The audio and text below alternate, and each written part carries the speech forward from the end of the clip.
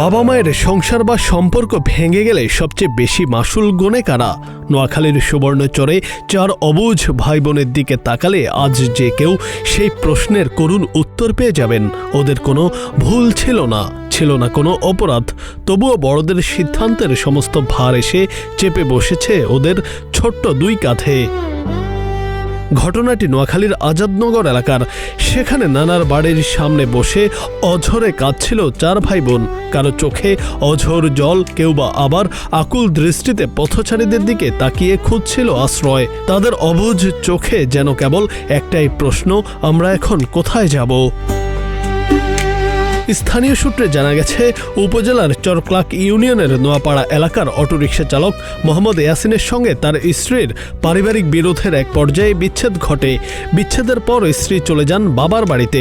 পরবর্তীতে অবুঝ 4 সন্তানকেও পাঠিয়ে দেয়া হয় নানার বাড়িতে। কিন্তু অভিযোগ উঠেছে, সেখানেও ঠাঁই মেলেনি নিষ্পাপ সন্তানদের। স্থায়ীভাবে তাদের গ্রহণ না করায় গৃহহীন হয়ে নানার বাড়ির সামনেই কান্নায় ভেঙে পড়ে 4 ভাই বোন। সামাজিক মাধ্যমে ছড়িয়ে পড়া একটি ভিডিওতে 4 ভাই বোনের এই অসহায় মুহূর্ত দেখে চোখের জল ধরে রাখতে পারেননি লাখো মানুষ।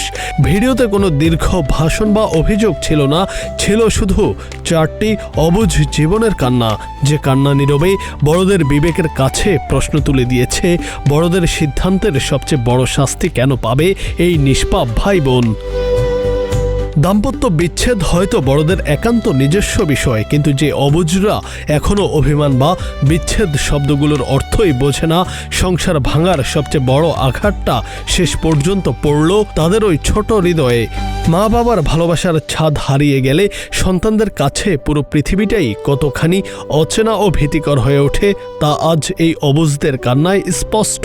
নানার বাড়ির দরজায় বসে থাকা 4 ভাই বোনের এই আকুতি কেবল একটি পরিবারের গল্প নয়, এটি আমাদের সমাজের কাছেও এক কঠিন প্রশ্ন। সন্তানরা কি সত্যি বড়দের দ্বন্দ্বের মাসুল দিতে জন্মায়? Junaid Ahmed, green TV digital.